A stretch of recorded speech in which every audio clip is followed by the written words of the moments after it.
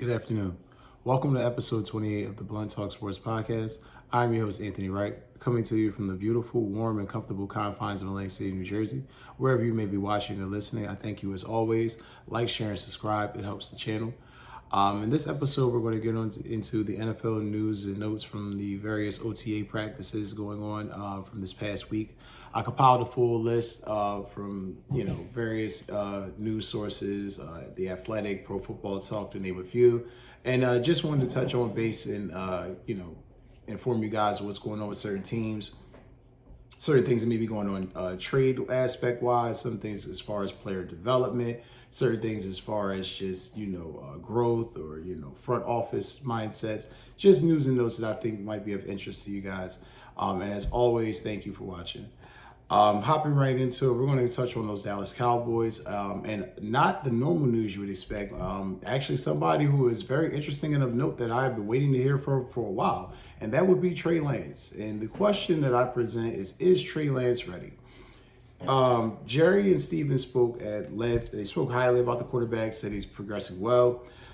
They spoke about potentially picking up, if he, depending on how well that he plays, he could possibly be picked up the following year. So the thought or the feeling that he might be a player that's retained the following year might be something of note. Keep that in mind. They said he will compete for the number 2 spot. Not a shock there. He's on the last year of his deal, so I'm not really too thrown off by that. However, going further, Stephen Jones spoke on Lance's work ethic and stated as he has worked on his footwork and accuracy. I'm going to be completely honest with you and forthright on this, right? We've been hearing that about Trey Lance now for about 4 years. About 3-4 years. The reason why it didn't work in San Francisco was Kyle couldn't get him to get that footwork down, and his accuracy was sporadic at best, just to be fair. He fucking sucked, and he didn't play the way that Kyle needed him to play. Now, that being said, that doesn't mean that he's going to be an ass football player. It doesn't mean he's not going to develop into the guy that he could be, that he needs to be, excuse me. But that being said, Kyle Shanahan gave up on him. The Cowboys right now, this is a major fucking reach. I mean, you only gave up a 4th round pick for him, so it's not like you gave up the farm for this guy. But at the same time, if he does not pan out, what option do you have outside of Dak Prescott? They keep saying Dak's a priority. Dak's a priority. We're going to bring Dak back. We're going to bring Dak back. Dak's a priority. Dak's a priority. Well, if that's the case, if Dak is a priority, why don't you make sure that he's signed? Well, we want to play things out, and that means you're not really comfortable with signing him. So that being said, it's very news of note that he said that they could potentially bring him back, after the season, depending on how he plays, speaking in reference to Trey Lance. All of these quarterbacks on their roster are on the last year of their deal, so I have no idea. It just seems to me that Dallas was very short-sighted with this, that, this mindset that they have as far as with Dak and his contract, being completely honest with you, this should have happened a year, 2 years ago. The fact that you're trying to do this now and the roster's not, the running back position is not set. You haven't paid CeeDee Lamb. And I expect CeeDee Lamb and Micah to get paid. I do. But you got a young offensive line. It's a lot. It's a lot. It's a lot. It's a lot to expect. And then to say you think Trey Lance is ready and you're speaking highly about his work ethic, that doesn't mean to me he's wowing guys really at practice. That means he's doing his job. He learned how to be a pro. Now it's about maturing. And I get it. Repetition is snaps is key. He's been fucking injured. He hasn't really played like that. And then when he got traded, he was behind Dak. He wasn't going to play. However, that being said, I just think that this is a huge, huge gaffe by the Cowboys and a big mystery. And I'm not sure where this will go. Outside of them bringing back Dak, they don't really have any plan at the quarterback position because you haven't seen enough from this kid to say he's going to play. And in all honesty, if Dak's healthy, he's not going to play. So, again, it just seems like it was just a big miss from Dallas. And interested to see, and we'll see going forward how that transpires and what will happen as far as Trey Lance and Dak Prescott as far as staying on the Dallas Cowboys. The number two topic of news and note, will be how will Bryce Young respond? We all know Bryce Young had a horrible rookie season. News out of Carolina says that he looks like he's in great shape. The press conference that I watched, he seems like he's in a renewed focus. He seems happy. Seems that he's happy. He's got talent and some weapons around him. I mean, God knows after that fucking abysmal year that they had last year, he'd be happy with anything better than what he had last year. I mean, that was just fucking terrible. But anyway, Coach Canales spoke on the adding of wide receivers, Deontay Johnson and Xavier Leggett, and the need for explosive playmaking. They were horrible at the wide receiver position last year. I mean, their best receiver was a mid-30s, Adam Thielen. Adam Thielen is not that guy anymore, and he hasn't been a 12 or 1,300-yard receiver in a while. So it just lets you know how bad things were in Carolina a year ago. The addition of O-lineman Robert Hunt and Damian Lewis should help the pass protection. Clearly, Bryce Young didn't have an offensive line last year. He was getting fucking tortured back there. So getting those two guys, two veterans that are good in pass protection, that's huge. And it just shows that Dave Canales, his whole plan is to spread the offense out, spread the team out, and get the ball moving around.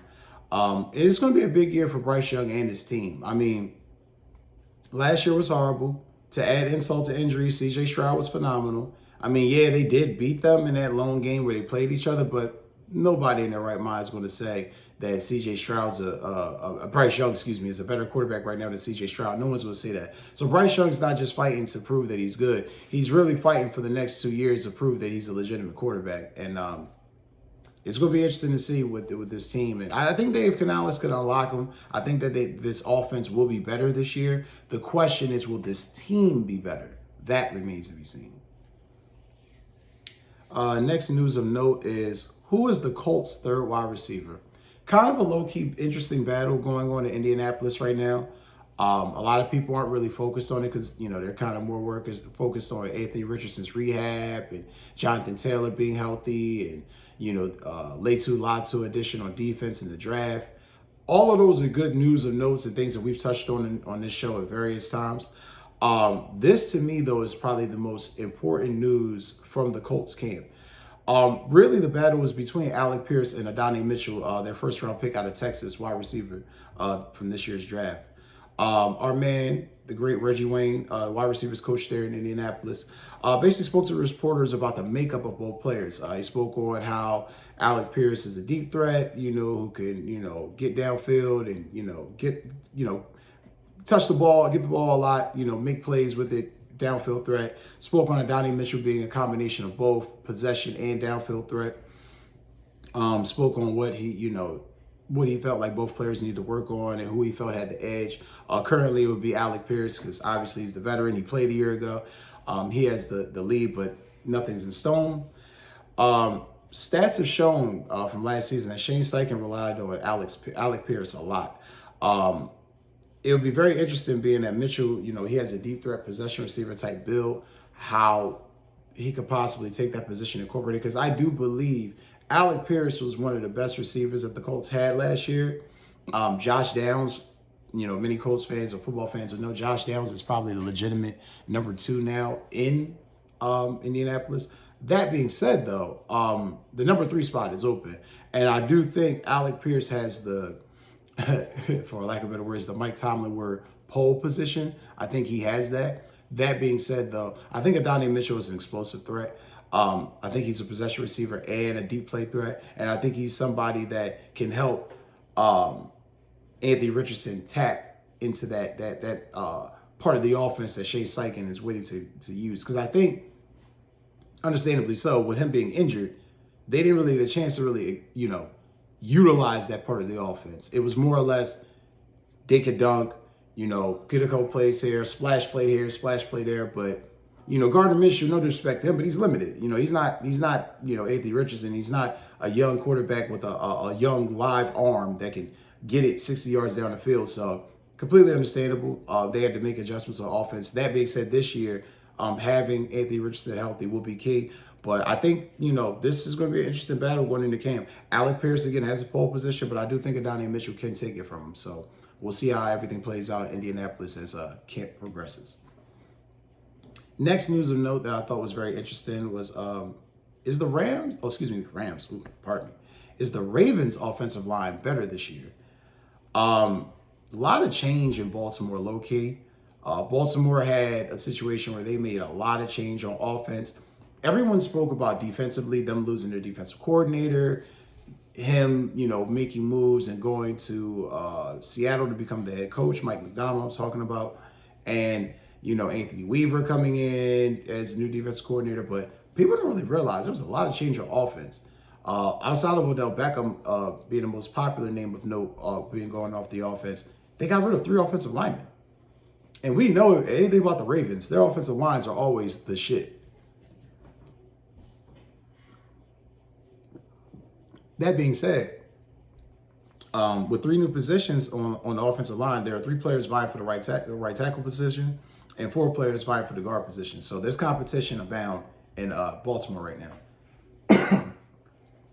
That being said, this battle will take place now up until the end of training camp. Just from what the coaches were saying and just from what I kind of watched in the news conferences and the press conferences they had, didn't seem like there was any clear-cut favorites right now, which is fine because, it's fucking OTAs. It's not like you're having a hard set roster in a game next week or a game in a month from now. Games don't even play till September. So a lot of time to see who's going to, which cream to the crop is going to rise. In the right tackle position, just so y'all have the names and news of note who's actually competing for these spots. You have their first-round pick, Roger Rosengarten, right tackle, Daniel Falel, and also Patrick McCarry vying for that position. At guard, you have Andrew Voorhees, Ben Cleveland, Josh Jones, and Malasala Amuve Lalu. I believe I said that correctly. If I didn't, someone please correct me and let me know in the comments. But nonetheless, those are the guys that's vying for those positions. And it's interesting. There's a couple of teams I know this year that have lost major positions on the offensive line. Philly, Dallas, New England, Buffalo. You're going to lose offensive linemen. The key is when you lose good, all pro or dominant offensive linemen, how do you replace them? Those guys, the Morgan Moses, the guys they let go, they were proven for them. So it's going to be interesting. But again, this is the Ravens we're talking about. They draft well. They always seem to find, diamonds in the rough. And they damn sure seem to find offensive linemen. So I'm not going to be too shocked if any of these guys most of these guys wind up panning out, if not half of them. Because that's just the Ravens. And that's just the luck they've had with, evaluating and developing their talent. And it's been the system that's kept them at the top of the league. Next news and note, and I thought this would be pretty interesting for our Jets fans and Jets fandom out there in the world. The Jets are looking to see who will be the young wide receiver to earn Aaron Rodgers' trust. We all know, everybody brings up the news and note from Hard Knocks last year with Randall Cobb's comments about Aaron Rodgers trusting his receivers.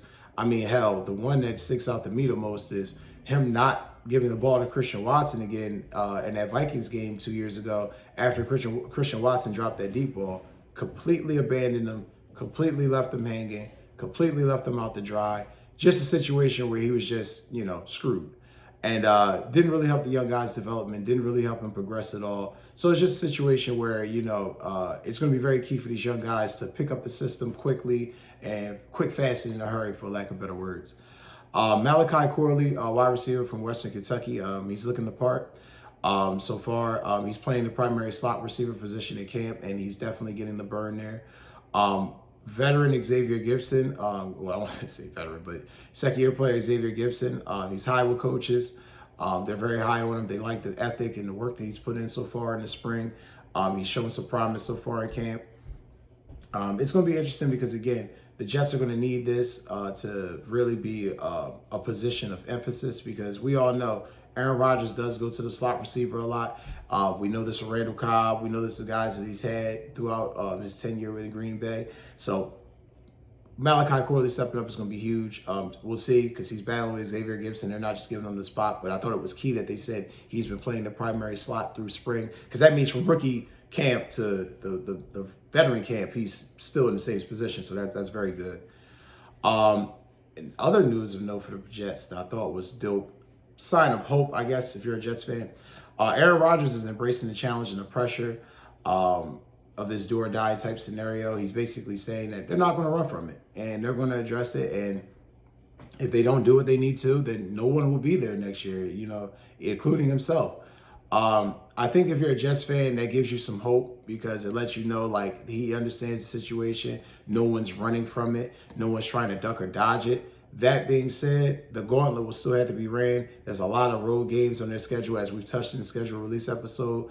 So it's going to be very interesting, but it's just good sign to see Aaron Rodgers not running from the, pressure and trying to diffuse it, just addressing it and stating, it's either do or die, and if we die, we're all the fuck up out of here. So, because I can guarantee you, if they fail this year, everyone's getting fired. No one's staying. Now to the part of camp that I find the most interesting, which is current OTA minicamp holdouts, contract disputes, potential ones that might linger in the training camp. These are some popular names, some real good popular names that I think that most people would be very familiar with. First of all, Justin Jefferson to start. He's looking for the biggest contract ever. The Vikings are pretty much saying they're going to work it out. With that being said, he's not going to be in there until that contract's worked out, and I wouldn't be either. So we all understood that. CeeDee Lamb, he's seeking a new deal. From what I'm hearing, CeeDee Lamb is seeking more than what Devontae Smith got, close to what A.J. Brown got. I don't see that happening, but I'll be honest with you, to be completely honest, it's not impossible just because the Cowboys are fucking incompetent with their free agency moves in their front office. And I can see them paying him more than A.J. Brown and justifying it because he's their player. So remains to be seen, but he's not in camp. Cortland Sutton of the Denver Broncos, wide receiver. He asked for a trade earlier this offseason. He's pretty much asked for either his contract to be worked or a trade. Neither have happened yet, so he's refused to be in camp. Remains to be seen how that will play out, but just keep that in mind.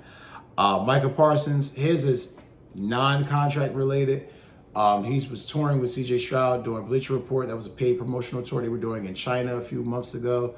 I know that he's also been doing some MMA training. He posted some videos to X a few days ago. Micah Parsons is not dumb either. He doesn't need to be there right now. He doesn't even really need to be there until the mandatory camp. And even then, I wouldn't even be mad if he didn't show up then because let's be honest, without him, their defense is ass. So, Darius Slayton, wide receiver of the Giants, also seeking a new contract. Hopeful that a new deal will be done. Seems like both sides have talked and spoke about getting a deal done.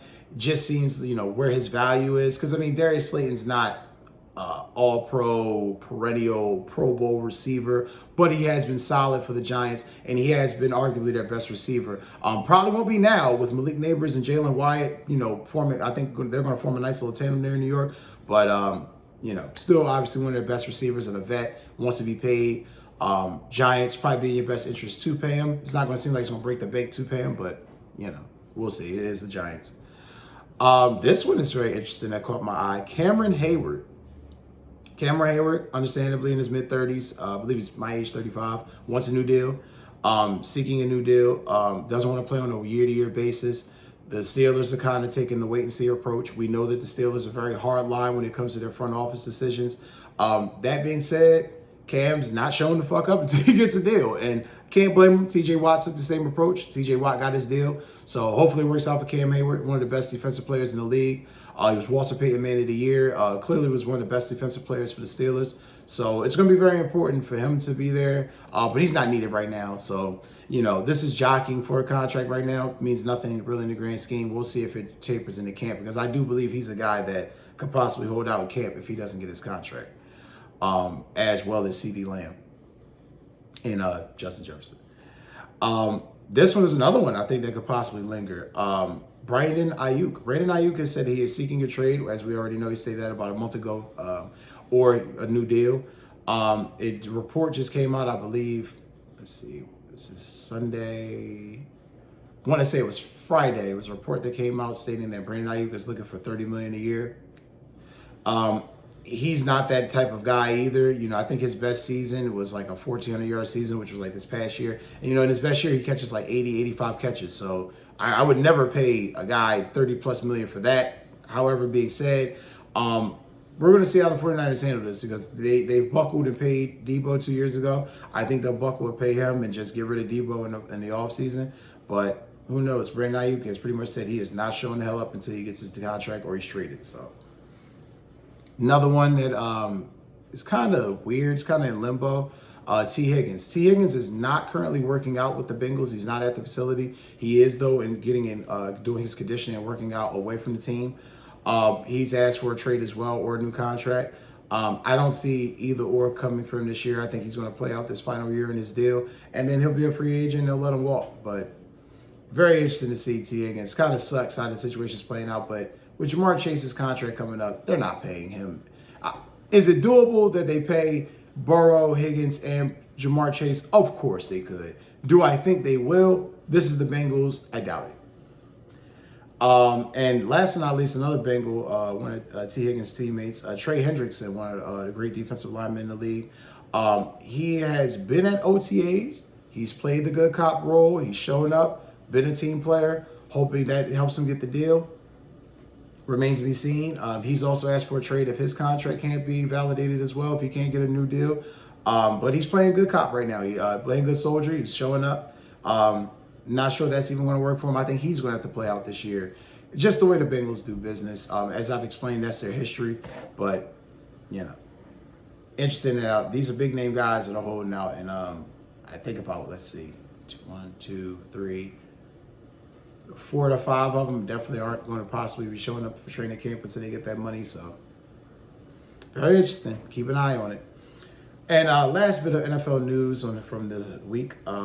We got news from Atlanta, and it's not Kirk Cousins or Michael Penix news. It's actually Kyle Pitts. Yes, Kyle Pitts, you remember him, guys, the former top pick from, the Florida Gators that Arthur Blank turned into a fucking left tackle because he was just, inept with finding ways of getting on the football. You know that guy.